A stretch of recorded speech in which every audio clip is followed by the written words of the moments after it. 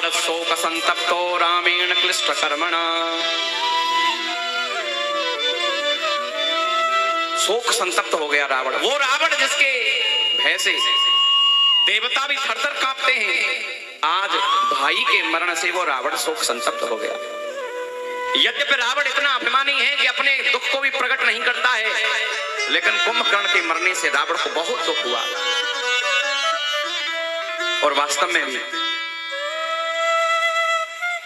मिलना जगत सहोदर भ्राता, भाई का मिलना बड़ा कठिन है। सब कुछ आपको मिल सकता है, लेकिन सहोदर भ्राता की प्राप्ति बड़ी कठिन है। सहोदर उसको कहते हैं जो एक ही मां के उदर में रहे हो, एक ही माता के उदर से जिनका जन्म हुआ हो।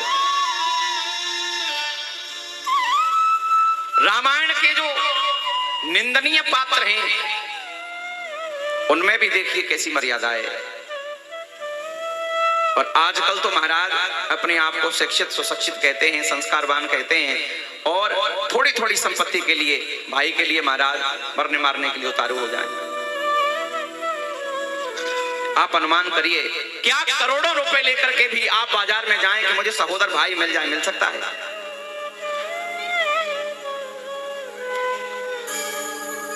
अरे संपत्ति तो आनी जानी है, आज तुम्हारे पास है, कल दूसरे के पास है। आपसे निवेदन करूं, यदि भाग्य से आपको भाई मिला है, चाहे बड़ा है चाहे छोटा, एक तो ये निवेदन है कि चाहे कितनी भी घर में कटता आ जाए, भाई को भाई से बातचीत बंद नहीं करनी चाहिए। शास्त्र में लिखा है जान से मारना ही मारना नहीं होता, व्यवहार से भी हम लोगों को मार देते हैं। बड़े लोगों को जवाब देना उनको मारने के समान है। बड़ों के सम्मुख अपनी प्रशंसा करना अपने को मारने के समान है। और भाई से बातचीत बंद कर देना भाई को, मित्र को मारने के समान है।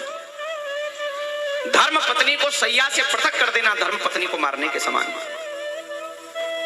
और आज छोटी छोटी बातों पर घर में छोटी छोटी महिलाओं की थोड़ी सी कलेश हुई और भाई भाई आपस में बातचीत बंद कर देते हैं, क्योंकि बातचीत से सुलह के सारे रास्ते बंद हो जाते हैं।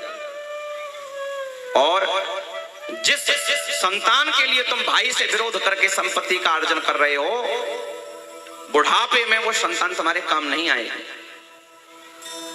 इसलिए भाई से विरोध मत करना संपत्ति के लिए कभी भी, और न वो संपत्ति तुम्हारी काम आएगी।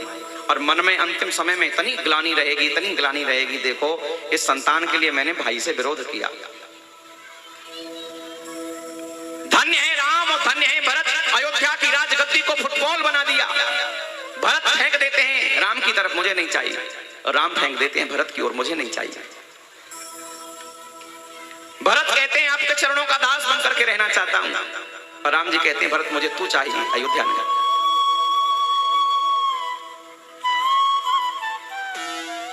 भाई जैसी संपत्ति क्या करोड़ों रुपए देकर के मिल सकती है? कितना भी विरोध हो जाए लेकिन बातचीत बंद नहीं करनी चाहिए, और उससे सब प्रकार की हानि है। समाज की दृष्टि में भी तुम गिरोगे, कहेंगे जब ये अपने भाई तक से नहीं बात करता, ये क्या सामाजिक व्यक्ति होगा। शत्रु भी हावी रहेंगे जब उनको पता चलेगा कि घर में भाई भाई में फूट है। अरे किसके घर में थोड़े बहुत लड़ाई झगड़े नहीं होते, लेकिन संपत्ति के लिए भाई भाई का दुश्मन बने, ये हमारी संस्कृति नहीं है। हमारी संस्कृति राम की संस्कृति है।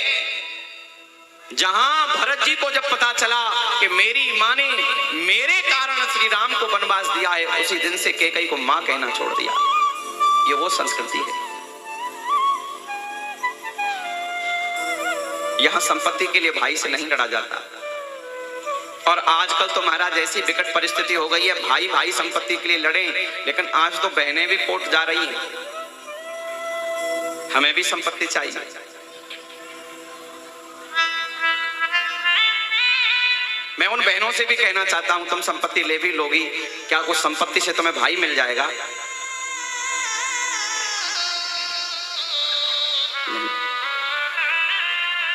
यद्यपि बहनों का सम्मान करना चाहिए। हमारे यहाँ ऐसी परंपरा रही कि जो पिता की चल संपत्ति होती थी उस पर बेटी का अधिकार होता था, और जो अचल संपत्ति होती थी उस पर बेटे का अधिकार होता था। आजकल कितने केस न्यायालयों में पड़े हैं भाई बहन, किस दिशा में हम लोग जा रहे हैं। और देखिए, एक बात आप पक्की तरह से गांठ बांध लीजिए, जितना तुम्हारे प्रारब्ध में है उतना तुम्हें मिलेगा ही, एक तिल कम नहीं मिलेगा। लेकिन उसके लिए तुम अपने आचरण से मत गिरना कभी भी। और यदि प्रारब्ध में नहीं है, भाई से लड़के ले भी लिया तो आकर के भी चला जाएगा, और वो पाप तुम्हारा संचित कर्म बन जाएगा, संचित कर्म बन जाएगा वो। इसलिए संपत्ति के लिए कभी नहीं। सूर्य वंश में ही एक राजा हुए, नाभाग, कथा आती है। जब वो विद्या अध्ययन कर रहे थे ना, उनके भाइयों ने आपस में संपत्ति का बंटवारा कर लिया था। जब वो लौट करके आए तो उन्होंने भाइयों से पूछा कि मेरा हिस्सा कहाँ है। भाइयों ने कहा, तेरे हिस्से में हमने बूढ़े माँ बाप को रख दिया है। नाभाग लड़े नहीं, तो आजकल का होता तो हाई कोर्ट तक पीछा नहीं छोड़ता, 1 इंच कम नहीं लूंगा। लेकिन नाभाग तो नृत्य करने लगे, मेरे भाइयों ने मेरे पर बड़ी कृपा करी है, जो माता पिता की सेवा मुझे प्रदान कर दी। और महाराज कुटिया बना करके जंगल में अपने पिता के साथ रहते थे। पिता की सेवा के फलस्वरूप उन्हें शंकर जी के भी दर्शन हुए, ब्रह्म ज्ञान की भी प्राप्ति हुई और धन की भी प्राप्ति हुई।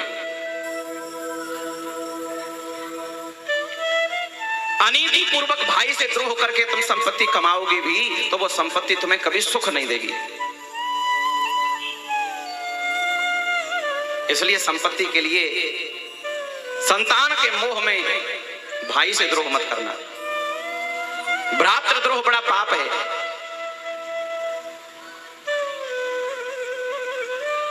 और जब ये अनीति पूर्वक धन आता है ना, द्रोह के द्वारा भाई से द्रोह करके धन आता है, वो बुद्धि भ्रष्ट करता ही है।